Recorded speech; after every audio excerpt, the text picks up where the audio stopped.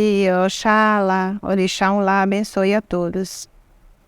O canal do Fórum Mundial Espírito e Ciência, da Legião da Boa Vontade, no YouTube, traz em 2022 conteúdos virtuais sobre ciência e fé por uma cultura de paz, elencando diferentes representações de segmentos religiosos e filosóficos, na tentativa de evidenciar o trânsito desses segmentos com a esfera científica, levando em consideração o paralelismo entre as dogmáticas e os pragmatismos. Na oportunidade, o Gantuá agradece ao convite para participar da atividade feito pelo diretor-presidente da Legião da Boa Vontade, Senhor José Paiva Neto, e a equipe de comunicação e relações institucionais. Essa é a razão da minha participação, enquanto oriunda de uma comunidade de matriz africana, o Ilei Almin Axé Yamacê, mais conhecido como Terreiro do Gantuá.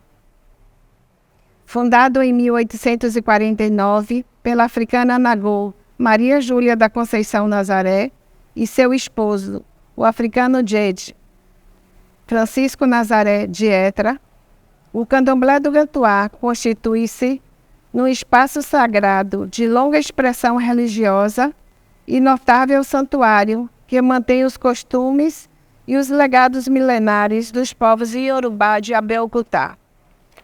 Preserva o culto aos orixás e segue uma tradição matriarcal, com base na estrutura familiar de manutenção dos laços parentais, cujas dirigentes são sempre do sexo feminino, obedecendo aos critérios de hereditariedade e consanguinidade. Fundamentado no patrimônio genético dos Ebalaqui, especificamente do sudoeste da Nigéria, onde imperavam as tradições Queto, mas, em função das disputas entre reinos, sofreu dominação de Oió. O Terreiro do Gantuá é um elemento de preservação e perpetuação da memória e tradição cultural da Bahia e do Brasil. Por isso, é considerado área de proteção cultural e paisagística pela Prefeitura Municipal de Salvador, através da Lei nº 3.590, de 16 de 12 de 1985, e tombado pelo IFAM como Patrimônio Histórico e Etnográfico do Brasil, pela Portaria número 683, de 17 de 12 de 2002. No plano civil, o Gantuá é regulado por uma pessoa jurídica sem fins lucrativos, denominada de Associação de São Jorge Ebé Oxóssi, que data da fundação do terreiro, ou seja, do século XIX, e zela pelo patrimônio material e imaterial existente, englobando o Memorial Mãe Menininha e o Centro Comunitário Mãe Carmen. Os associados também são corresponsáveis pela instituição, além de zelarem pelo aspecto religioso. A associação passou por reformulação e adequações legais, exigidas pela legislação federal em 2002, e realiza bienalmente eleições, reuniões ordinárias mensais e extraordinárias, além da apresentação de balanço, com demonstrações contábeis e prestação de contas ao fim de cada biênio. A entidade tem alcance social, com ações para dirimir os problemas que circundam a comunidade do entorno, entendendo que o Terreiro do Gantuá tem um papel fundamental no desenvolvimento de uma política de inclusão social. Na linha do tempo, a cadeia sucessória iniciou com Maria Júlia, passando por Mãe Pulquéria, Mãe Maria da Glória, Mãe Menininha e Mãe Cleusa. Desde 2002, está sob a liderança direta da Ialorixá Carmen Oliveira da Silva. Eu, Ângela Ferreira, nasci e cresci como gente de candomblé, iniciada há mais de 60 anos, e assumi o posto de Aquequerê em 1997. Desde então, com base nas tradições ancestrais negras e familiares, desempenho o papel de mãe pequena do Gantuá estando ao lado de um conselho religioso dirigido pela Ialorixá, que também é minha mãe biológica, e a qual represento nesse colóquio virtual. No mundo civil e material, sou professora aposentada da Universidade Católica do Salvador, a qual ingressei no meio acadêmico, na área da enfermagem, dedicando-me à obstetrícia, o ramo científico da saúde. Cidadã negra, esposa, mãe de 3 filhos e avó de 4 netos, enfermeira e professora universitária que conviveu com a ciência, e a Quequerê, a mãe pequena do Gantuá, e integrante de uma religiosidade de tradição nas terras da Bahia, que traz em sua história de vida o fundamento da fé e que preza pela vida com saúde. A partir do convite da LBV, coloco-me aqui para refletir sobre a temática do Fórum da LBV, Ciência e Fé. No universo de tempo, dividido em 3 fases, destacamos historicamente 3 nuances. Inicialmente, em tempos remotos, ciência e religião andavam lado a lado, a exemplo de vivências em civilizações diferenciadas, como Egito e nações afins, as condutas do povo greco-romano e até os latino-americanos. Essa aliança ocasionou, a partir de um determinado tempo, algumas descobertas no campo da astronomia, da biologia, da citologia, da psicologia, dentre outros. No segundo momento, exibindo distintas concepções de natureza social, filosófica, econômica e política, falar de religião e ciência parecia praticamente algo paradoxal. Tais foram as estruturas do pensamento que conduziram a uma análise desses universos como realidades dicotômicas, onde se realçavam sempre a existência de uma forte oposição e incompatibilidade entre os sistemas. Enxergar o mundo e o ser humano enquanto agente de sua história é o que interessa, independente da forma de abordagem. Muitos conceitos e preconceitos caíram e ainda estão caindo por terra, mostrando uma necessidade fundamental de rever essas posturas, de crer numa contradição entre o mundo da ciência e o mundo da religiosidade, como se um negasse necessariamente o outro. Novas evidências mostram os benefícios da espiritualidade em relação ao corpo e à mente humana, auxiliando a ciência a trabalhar melhor a questão da cura, visto exemplos no campo da medicina. Ciência, religião, razão, fé, matéria e espiritualidade. Uma tríade duplicada de terminologias que transitam entre as pessoas e que são estados e estágios da existência, vividos e abordados de todas as formas e nas suas mais diversas instâncias, inclusive de posição social e poder. A identificação desses 3 momentos de concepções, em que percebe a tentativa de compreensão da realidade a partir de meios materiais e também de princípios filosóficos idealistas, atravessando as grandes transformações da história nas sociedades humanas, a tríade acima se resume em materialismo versus espiritualismo. Enfoques teóricos e ou metodológicos foram formas de atingir um grau de compreensão da vida em sociedade e de determinar a consciência humana e suas bases de organização no mundo.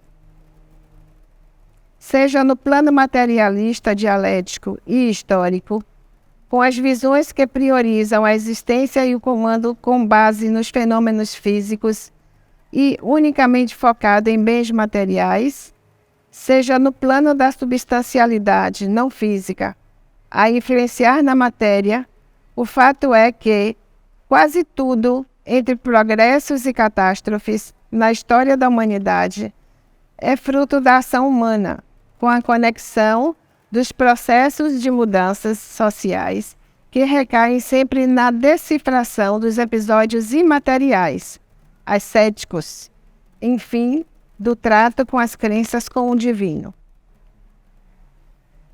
Em milênios de história, a caracterização por negação só serviu para aguçar os questionamentos e rever as atitudes científicas, observar sentimentos, pensamentos e impulsos, tudo aquilo que não limite concepções que terminam por limitar o sentido de vida no universo.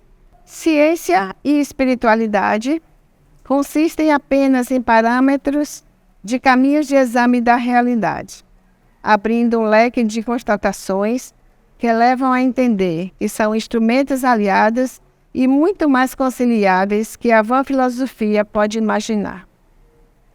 A medicina tem sido o campo explícito do exercício do saber científico, pois os avanços em tratamentos e prevenções são evidenciados pelas pesquisas e descobertas de inúmeros estudiosos. O maior exemplo da atualidade é a pandemia do Covid-19, onde cientistas enfrentaram a corrida pela vacina eficiente. Em compensação, a religiosidade e a espiritualidade trouxeram um amparo emocional, a sensação da segurança e bem-estar, e garantiram a cura para muitas comunidades.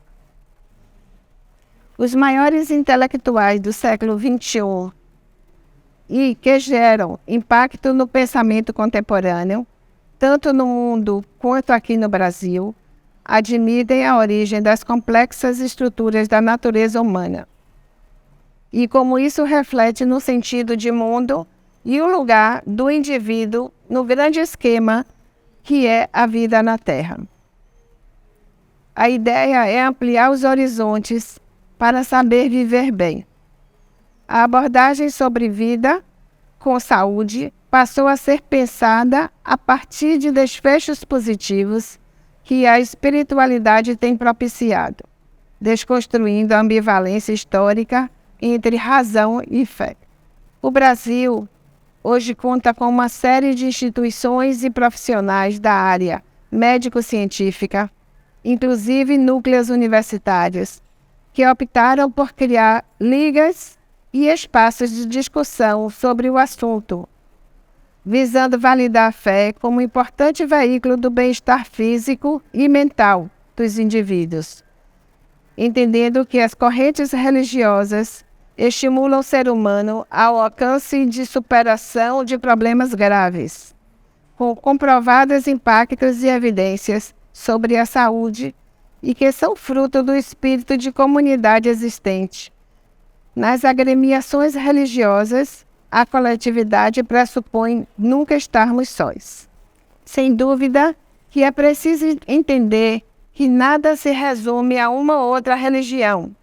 O fator é a religiosidade, enquanto fonte de espiritualidade, e não segmento religioso. A fé transpõe rótulo, porque se entende que a busca pessoal de vida e de uma transcendência é o elo com o plano divino, o autoconhecimento, envolvendo as relações com a família, com a sociedade e com o ambiente, sendo este último também visto como a natureza em si. As religiões e as condutas de religiosidade de matriz africana, alinhadas com o sentido de espiritualidade do fiel e adepto às tradições ancestrais de origem negra, e que remontam milênios em termos de práticas rituais, enxergam e atuam no campo da ciência como da fé, conseguindo firmar pontes de cura. No candomblé, especificamente, o conhecimento sobre os mistérios da natureza e os elementos vibracionais de cura ratificam a comunhão entre ciência e fé. A tradição oracular, com seu sistema divinatório, apresenta uma verdadeira etnomatemática, uma análise combinatória explícita, numa espécie de tratado filosófico de relação tanto física quanto metafísica. Seus ideogramas e símbolos discorrem sobre significados. Tudo é exato nas afirmativas, logo é científico. E todos os conhecimentos, ao longo de milênios, é repassado de forma oral. A oralidade é o instrumento ideológico de preservação das tradições e formas de vida. Nas sociedades africanas, a religião e a religiosidade eram o próprio sistema de vida e cultura. No Brasil, a formação do candomblé se dá neste sentido de reorganização familiar, onde todos compartilham da história e da memória ancestral. O meio social está atrelado a tudo aquilo que remete à criação do divino e com ele se apresenta na natureza. Isso nada tem de primitivo, tem sim de primordial, de ciência avançada, conciliando com a filosofia dos mitos. É o verdadeiro cultivo à memória e de forma natural, sem tecnologia mecânica e artificial, e sim com uma tecnologia totalmente humanizada. A arte de memorizar, aquela vinda da mente e seu poder de ampliação da realidade e dos sentidos, aliada à força sobrenatural, à plena essência do sagrado. No âmbito do candomblé, falar de orixá é identificar desde o plano do imanente, enquanto lugar da ciência, até transcendente, enquanto território de fé. Vejamos algo muito claro para nós de matriz africana. Ogum é o pai da tecnologia, aquele que garante o elemento químico do ferro em nosso organismo. Oxum, Iemanjá e Oxalá são água e ar, fontes máximas de vida. As folhas, o que seria do homem e suas pesquisas se Ossan não oferecesse um ecossistema em acervo para as descobertas dos medicamentos? O que seria da comunicação se Exu não viabilizasse as informações? E assim por diante, com os demais orixás do panteão africano. O falar, o tocar, o partilhar, o sentir, o experienciar, o trânsito entre o material e o imaterial, e todos os infindáveis ritos, tendo na iniciação o renascer para uma nova vida, são arcabouços para a real vida em essência. Tudo isso é científico e ao mesmo tempo sagrado dentro do candomblé. A contínua busca das verdades relativas passa por um afunilamento e o candomblé tem aberto frentes de convergência diante da sociedade, mesmo sofrendo séculos de escravização negra, intolerância e racismo religioso. Durante muito tempo, o olhar sobre as religiões negro-africanas tinha como base o evolucionismo, com o animismo fetichista e o conceito de histeria coletiva, hoje já superados por tantos estudos e constatações, inclusive no campo da psicanálise. Ancorado numa posição ativa de comunhão e complementariedade, as lideranças religiosas de matriz africana usam seus conhecimentos para a proteção social. São ativistas da vida, para a vida, com a vida.